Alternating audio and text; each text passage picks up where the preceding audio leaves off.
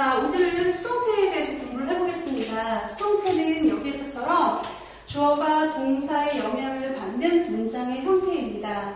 능동태와 수동태를 비교를 하자면 제가 여기에 주어라고 표시를 해놨습니다. 능동태 같은 경우는요, 주어가 그 동사의 행동을 직접 할 수 있는 것. 수동태는 주어가 그 동사의 행동을 직접 하지 못하는 경우를 우리 능동태라고 합니다. 그래서 주어가 동사의 어떤 동작에 의해서 영향을 받게 되는 거죠. 아래에 예문이 있습니다. 벨은 전화기를 발명했다라는 문장이 나와요. 그러면 여기서 벨이라는 것은 사람이기 때문에 이 사람이 전화기를 직접 발명을 할 수 있죠. 그래서 제가 여기에 동그라미로 이렇게 표시를 해놨습니다. 이 문장은 주어, 동사, 목적어로 이루어진 능동태예요. 그러면 선생님이 이 부분을 수동태로 바꿔보겠습니다. 일단은 목적어가 주어 자리로 오게 되고요. 그 다음에 invented라는 동사는 동사 자리에 was 플러스 pp의 형태인 invented, was invented의 형태가 되고요. 그 다음에 능동태에서 주어인 벨은 by 벨로 오게 됩니다. 그래서 이 부분은 다시 정리를 해주면 능동태의 목적어가 바로 뭐가 되죠? 여러분, 주어가 되고요. 그 다음에 동사는 비동사 플러스 pp의 형태, 즉 과거분사의 형태로 만들어지고요. 그 다음에 그 능동태의 주어는 by 플러스 행위자로 여기서 나타나게 됩니다. 그래서 여기서 보시면요, 전화기는 스스로 발명을 할 수 없는 것이고 발명이 되어지는 것이죠. 그렇죠? 그래서 얘는 수동태가 됩니다. 즉 아까 선생님이 얘기했던 것처럼 수동태에는 능동태의 목적어가 주어가 되어서 그 행위의 어떤 주체보다는 객체가 강조가 되는 문장입니다. 그래서 목적어가 능동태에 있어야만 수동태의 전환이 가능합니다. 즉 수동태가 될 수 있는 문장은 3형식, 4형식, 5형식에서만 수동태가 가능한 것입니다. 주어 동사로 이루어진 1형식이나 주어 동사 보어로 이루어진 2형식 같은 경우에는 목적어가 없기 때문에요, 수동태가 불가능합니다. 자, 그러면 우리가 4형식부터 사형식의 능동태를 수동태로 만들 수 있는 방법을 우리가 좀 찾아보겠습니다. 사형식을 우리가 다시 한번 정리를 해보면요, 사형식은 주어, 동사, 그 다음에 간접 목적어, 직접 목적어로 이루어진 문장을 말합니다. 여기서 여러분들이 보시다시피 문장의 목적어가 몇 개가 있죠? 하나, 두 개가 있습니다. 목적어가 두 개가 있다는 것은 수동태를 몇 개를 만들 수 있다는 얘기, 두 개를 만들 수 있다는 얘기죠.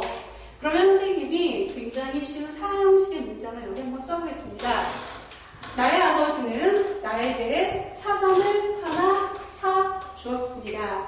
그죠? 그러면 이거는 지금 첫 번째, 나에게, 그 다음에 여기에 뭐가 나오죠? 그렇죠. 직접 목적어인 뭐뭐을이 나옵니다. 그럼 문장이 몇 개 만들어진다? 수동태 문장이 두 개가 만들어집니다.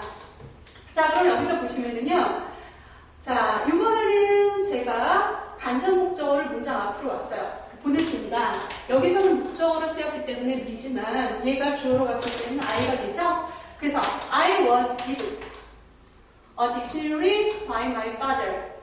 나에게 사전이 아버지에 의해서 주어졌다. 여기 by 플러스 목적격이 옵니다. 그런데요, by 플러스 목적격은 생략이 될 수도 있습니다. 여기서처럼 행동의 주체가 분명하지 않을 때, 그 다음에 일반인일 때, 문맥상 굉장히 명확한 경우에는 뭐가 생략될 수도 있다? by 플러스 행위자가 이게 생략될 수 있다라는 거예요. 그렇죠? 이게 생략될 수 있습니다. 여하튼 우리는 사형식의 수동태를 다시 한번 살펴보겠습니다. 어쨌거나 여기서는 우리가 IO라는 간접 목적어를 문장 앞으로 보냈을 때 이런 식으로 우리가 사용을 할 수 있고요. 또 하나는 이번에 직접 목적어를 문장 앞으로 보내겠습니다. A dictionary was given to me by my father. 즉, 다시 말해서요, 여러분, 여기에서처럼 직접 목적어가 문장의 앞으로 갔을 때 우리 간접 목적어 앞에는 뭐가 붙을 수 있어요? to가 붙을 수도 있고요. for이 붙을 수도 있습니다. 그거는 동사에 따라 좀 다른데 대부분의 동사는 간접 목적어 앞에 뭐가 붙는다? to가 붙게 됩니다. 이따 for이 붙는 부분도 선생님하고 공부를 할 거예요. 일단은 이걸 이렇게 알아두시면 될 것 같아요. 자, 다시 정리를 하면 간접 목적어가 문장 맨 앞으로 가서 수동태가 이루어질 때는 직접 목적어에는 아무런 영향을 주지 않지만 직접 목적어가 문장 앞으로 가서 수동태를 만들 때는 간접 목적어 앞에 뭐가 붙는다? 전치사가 붙는다는 걸 알아주셔야 됩니다. 자, 두 번째 보겠습니다. My father bought me a dictionary. 이렇게 되죠? 그러면 우리가 여기서도 한번 문장 성분을 비교를 해보면 얘가 동사, 얘가 주어, 그 다음에 얘는 간접 목적어가 되고요. 얘는 직접 목적어가 됩니다. 그렇다면 우리가 이제 얘도 문장을 한번 만들어 보겠습니다. 수동태로. 일단은 여기서처럼 간접 목적어인 I가 문장 맨 앞에 오고요. Was bought a dictionary by my father. 그죠? 나에게 아버지에 의해서 사전 한 권이 사줬다. 그러니까 아버지께서 나에게 사전 한 권을 사주셨다. 이렇게 되는 거죠. 그 다음에 A dictionary was bought for me by father. 선생님 여기 자리가 줄어서 F라고 써놨는데 이건 my father이에요. 그죠? 그러면 사전 한 권이 나의 아버지에 의해서 사줬다. 그죠? 나에게. 이렇게 된 거죠? 그랬을 경우에 여기는 직접 목적어가 주어로 왔을 때 간접 목적어 앞에 for를 썼어요. 자, 여기서처럼 by나 make나 get나 put 같은 경우는요, for를 쓰게 됩니다. 이거 우리가 어디서 본 적 있었어요. 그래요, 맞아요. 사형식에 삼형식 전환해서 우리 이거 썼던 거 기억나죠? 그쵸? 바로 어떤 목적어였었어요? 간접 목적어하고 직접 목적어의 자리를 바꿨을 때 그때 이러이러한 동사는 for를 썼다. 그죠? 그걸 응용하시면 될 것 같아요. 그래서 이런 동사가 있을 때 for를 쓴다라는 거 우리가 알고 있으면 될 것 같아요. 그런데 우리가 좀 생각을 해봐야 되는 부분이 있습니다. 나는 사줬어요. I was bought. 내가 노예예요? 아니잖아요. 그쵸? 이거는 문장이 여러분 굉장히 이상해요. 예를 들면 선생님이 여기에다가 made를 여기 써볼까요? 나는 만들어줬어요. 이것도 이상합니다. 그래서 우리가 지금 알아야 되는 부분이 있는데 이 문장은 엄밀히 말해서 틀린 문장이에요. 이렇게 쓸 수 없어요. 의미상 너무 이상해요. 그렇죠? 그래서 이런 문장은 바로 뭐예요? 직접 목적어만 문장에 왔을 때 그것이 어떻게 해요? 자연스러워요. 그렇지만 이런 게 왔을 때는 어때요? 의미상 굉장히 이상합니다. 그래서 우리가 굉장히 중요하게 인식해야 하는 부분이 있습니다. 외워두셔야 돼요. by나 make나 bout이나 get. 여기 선생님 푸도 한번 써놨네요. 푸는 이거 지울게요, 선생님.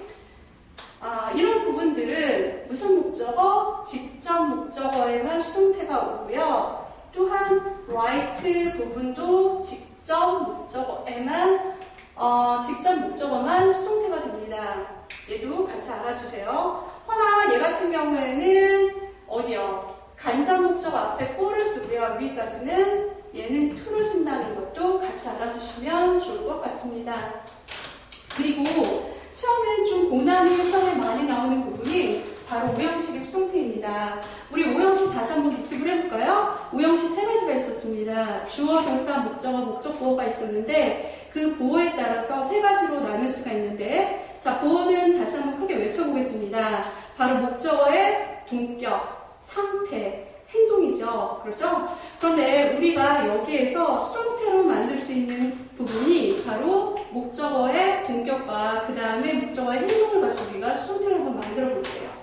자, 그러면 여기 첫 번째 걸 한번 볼게요. 우리는 we elected him the leader of our team. 그랬죠? 자, 그럼 여기서 우리가 얘가 주어가 되고요. 얘가 동사가 되고 얘가 목적어. 그죠? 목적어와 동격인 leader of our team이 바로 뭐가 돼요? 그죠? 얘랑 동격인 목적 보호가 됩니다. 그런데 아까 선생님이 뭐라고 했죠? 수동태는 문장의 목적어가 주어로 온다라고 했습니다. 그래서 수동태로 만들 때 leader of our team은 주어로 나올 수 있을까요? 없을까요? 맞아요. 없어요. 그래서 어떻게 됩니까? He was elected leader of our team. 자, 여기까지 our team 이렇게 되는 게 맞는 거죠. 뒤에 뭐는 생략됐다? by us는 여기에 생략됐다라고 보시면 될 것 같아요. 그래서 지금 보시면은요, 우리 이렇게 알 수 있는 거예요. 자, 문장에서, 그죠? 수동태 문장에서 주어와 그 다음에 비동사 플러스 PP 다음에 오는 얘가 어때요? 같다라고 했을 때, 아, 이것은 오형식의 바로 뭐가 된다? 수동태가 된다는 걸 알 수 있어요. 즉, 다시 말해서 얘는 오형식의 목적어, 얘는 목적보어가 되는 거죠. 다시, 자, 수동태에서 주어와 비동사 PP 다음에 오는 이 말이 같을 때, 이 문장은 원래 오형식의 목적어와 목적보어의 동격에서 오는 것이다. 이렇게 여러분들 알고 계시면 될 것 같습니다. 그 다음에 두 번째는요, 우리 see, 아시죠? see. 그 다음에 hear, listen, smell, feel 이런 것도 다 뭐라고 그래요? 지각감각 동사라고 하죠. 그래요. 잘했습니다. 지각감각 동사는 행동을 나타낼 때 목적보어로 뭐가 올 수 있다라고 했어요?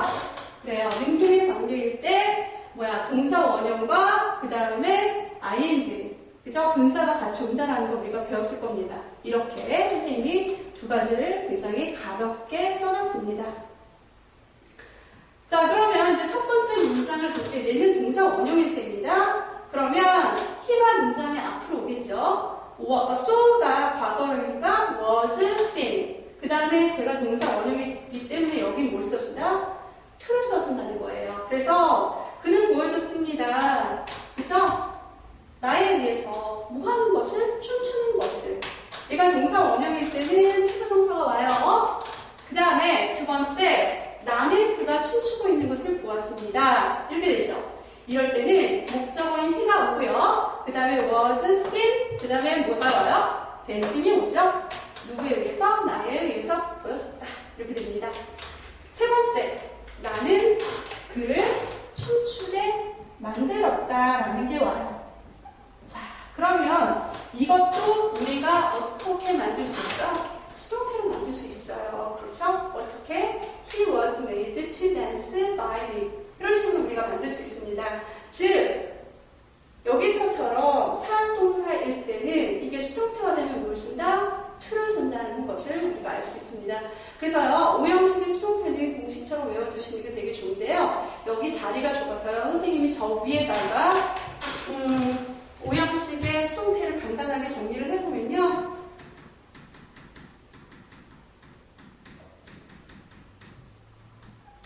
이렇게 정리를 해줄게요. 귀퉁이에. 자, 어떻게 되죠? 자, 비동사 플러스 지각 감각동사에 pp는 pp 플러스 여기는 뭐가 올 수 있다? ing도 올 수 있고 그 다음에 뭐도 올 수 있다? to 부정사도 올 수 있다. 두 번째, 자, 비동사가 오고요. 그 다음에 뭐가 온다? 그렇지.